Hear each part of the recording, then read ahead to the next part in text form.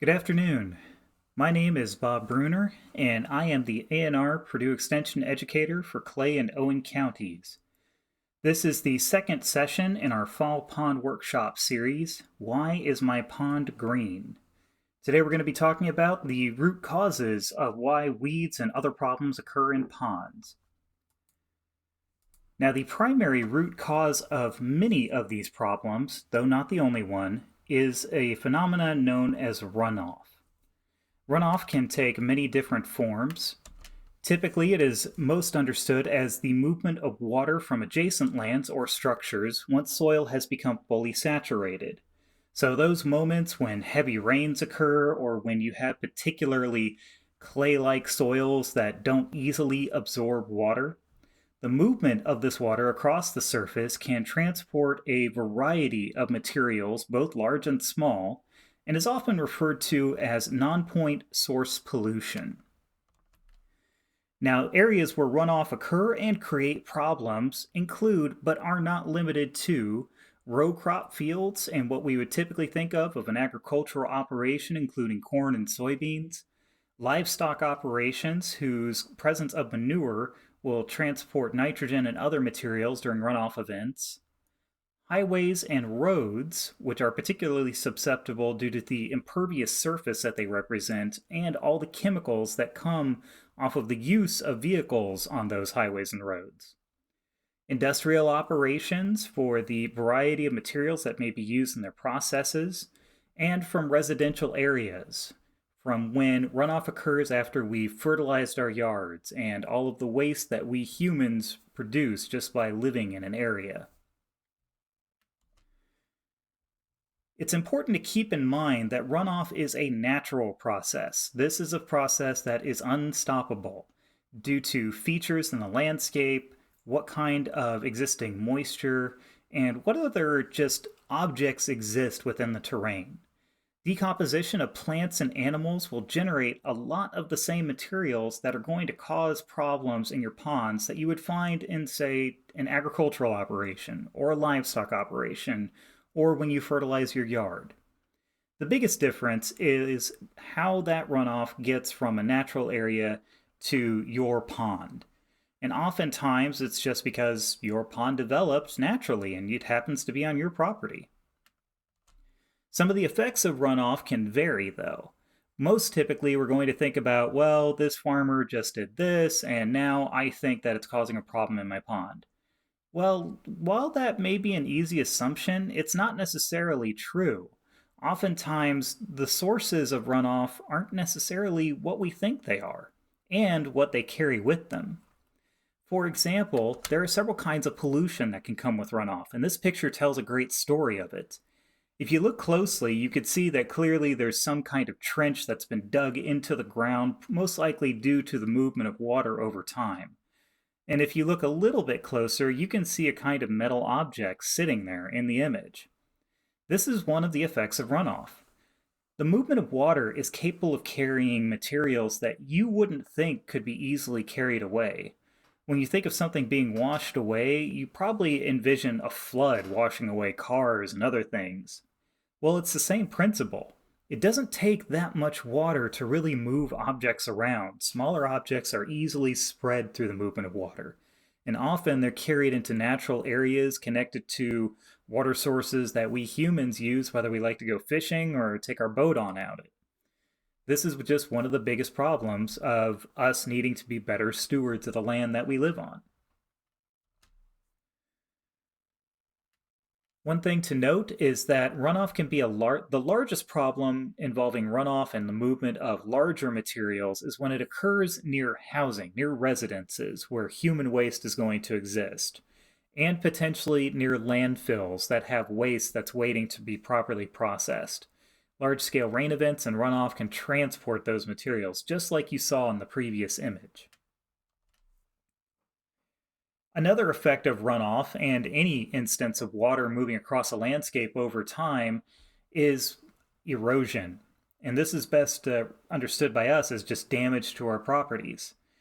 The image you're looking at here is most likely a ditch that's running alongside a house that has had runoff going across it for an extended period of time. If you look at the image just underneath the house, you could see a brown area just below the home that kind of looks like it's leading to the edge of this. This is probably a contributing factor to the events that are happening here, where the movement of water has eroded the dirt along whatever shoreline or whatever ditch edge that you're looking at here. The erosion can occur over time with any kind of water over virtually any kind of material. This can wear away at buildings, it can wear away at roads, it can wear away at just about anything. Eventually, you will see shorelines erode and fall into the water and cause their own problems in terms of sediment development in them and begin to restrict flow. And of course, runoff is at least partly responsible for that winter and summer favorite of ours, potholes. As the water begins to pool under hollow spaces beneath roads, it'll begin to wear away at the material underneath them. And then eventually, as it sits there and the weather grows colder, it'll freeze and, surprise, you now get to enjoy the newest pothole on your way home from work. Perhaps the ultimate result of runoff that is going to really be disturbing your pond is this process known as eutrophication. Eutrophication is a process by which excess richness of nutrients in a lake or other body of water causes a dense growth of plant life and ultimately the death of animal life. That's an important difference to understand. When you have a dense growth of plant life, you're going to see certain effects, like sunlight being unable to enter the water, the dissolved oxygen content in the water going down, which is going to result in the death of all of the animal organisms living in the body of water. This effect can produce lots of unpleasant side effects, blue-green algae being one of those. This is a slide from our previous presentation on pond weeds. Blue-green algae develops when there's excess nutrients in your pond, often carried by runoff. Horsehair algae is also another side effect for the same reason. You'll see horsehair algae really start to develop when it gets very warm, typically after a period of wetness. This is because that moisture has carried nutrients into the pond, and all that sunlight is just providing fuel for all of these plants to grow out of control. Typically, this event is known as an algal bloom. The oily sheen on the water is also another type of algal bloom. What you're seeing here are microscopic plant organisms, or single-celled algae, who have developed and have most likely died, and their remains have risen to the surface of the water and are coating it like a film on this koi fish pond. Now, this isn't only limited to algae. You can also have zooplankton, or an animal-like type of life form that's single-celled, that can also produce a very, very similar effect. And sadly, one of the results that we see from eutrophication happening in ponds is a fish kill. When you begin to cover a pond with plants, and that sunlight gets cut off, you're beginning to impede a process that helps run the nutrients and other materials through a system within that ecosystem. And as the dissolved oxygen begins to go away because that system is now broken down due to the lack of sunlight, the fish population in that pond will begin to die off. Now, I also want to add here that if you see a fish kill in your pond, please consider contacting the Office of the Indiana State Chemist or equivalent office in your state. There are certain causes of fish kills, and these are very closely monitored, and we want to make sure that everything is perfectly safe. So if you see a fish kill on a large scale, please don't hesitate to contact the Office of the Indiana State Chemist. Now, like I was saying previously, the increase in nutrients in your pond, this eutrophication effect, is primarily from nitrogen, the most important nutrient for a plant. It can come from decomposing organisms, waste, and agricultural runoff.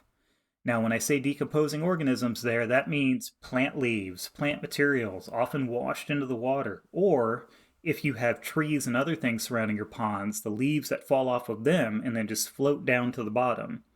Those will decompose and release all of their essential nutrients into the water, including all that nitrogen. The excess plant life will begin to build up, reducing dissolved oxygen and blocking sunlight, creating unfavorable conditions for desired organisms, like the smallmouth bass that you like pulling out of your pond. This can be fixed. It usually takes time and eventually your pond will recover, but unfortunately, these events will happen. So there are several different methods you can use to try to control runoff. Some of them are the ones that I'm about to talk about are more oriented towards an agricultural setting, but they can be adapted for individual ponds. They may not look the same, which is why I would suggest if you're considering these, contact a pond management business to help you create a plan for how you may want to implement some of these devices or practices to best serve the needs of your individual pond. Now, controlled drainage systems is one example of a system by which you can help your pond out. This system is typically used by farmers who are looking to maintain nutrients lost due to runoff. Now, the purpose of it is to keep water at a certain level. And as the year progresses and rain comes and the water levels begin to rise, the drainage system will drain off water to make sure that it leaves that water at a certain level. This will help prevent the loss of phosphorus and other essential nutrients that plants need. Now, why would you be interested in this for your pond? Well, this is one of those situations where you are preventing runoff from occurring. Because while it may not be preventing runoff from entering your pond, if that water level begins to crest out of control, it could do damage to your surrounding property by cutting its own paths through your yard or whatever area you're in, and potentially contaminate other areas that you don't want to have a sudden influx of nutrients. Another method, and this is aimed at those of us who use our ponds to help water our livestock, is to limit livestock access. This may not seem like it's going to be that important, but it actually represents an incredibly important practice that you should get into if you use a livestock pond. If you look at this image closely, you can actually see a fence surrounding this pond. So it means that most likely whoever uses it is just simply letting their livestock in there at certain times. So they are doing a little bit of that, but if you look closely, you could see that there's algae forming on the top of this pond. The reason is because if whatever farmer is allowing their livestock in, most likely those livestock, when it's really hot outside and probably the worst parts of the summer, they're going to go bathe in that water. They're going to sit in there because they want to cool off. But unfortunately, they're also trailing manure into the water, which is adding nitrogen and allowing that algae to grow. Usually these ponds will have more manure by nature. It's not something that's easily stopped, and typically livestock ponds are taken advantage of because it's a natural depression in the earth that already exists. So what we want to do to try to limit the effects of this is to use fencing or alternative water systems to give livestock a particular access to that pond. And I'm actually going to go over this in a little bit more detail in our next session of the program.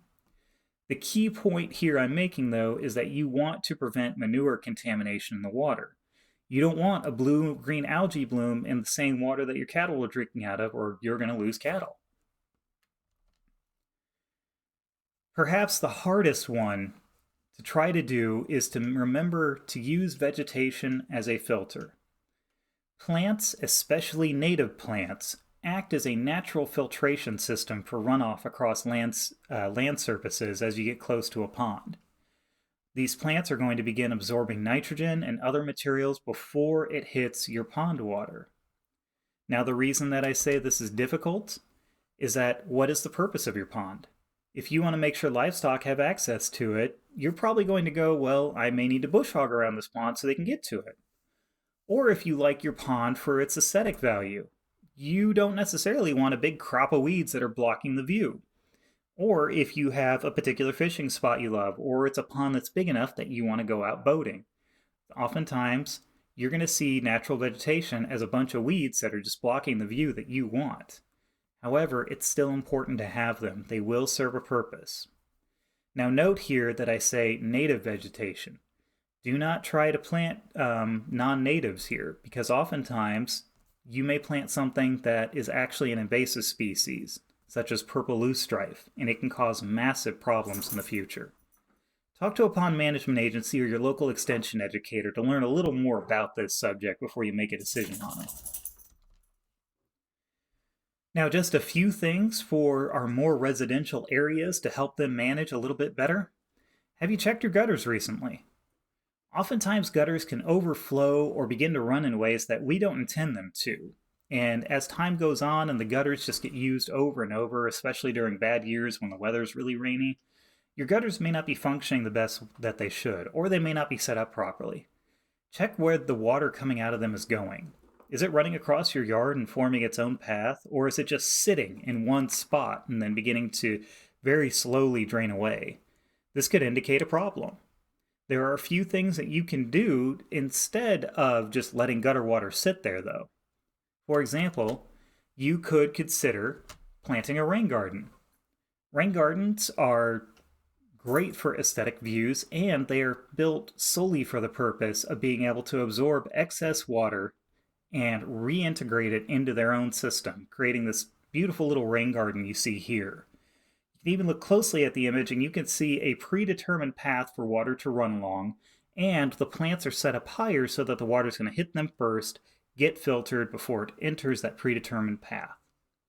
Purdue Extension actually has a great rain garden program that I would love to produce for all of you someday, so if you're interested in that, please feel free to contact me and we could see if we can make that a reality. Lastly, there's always the use of rain barrels.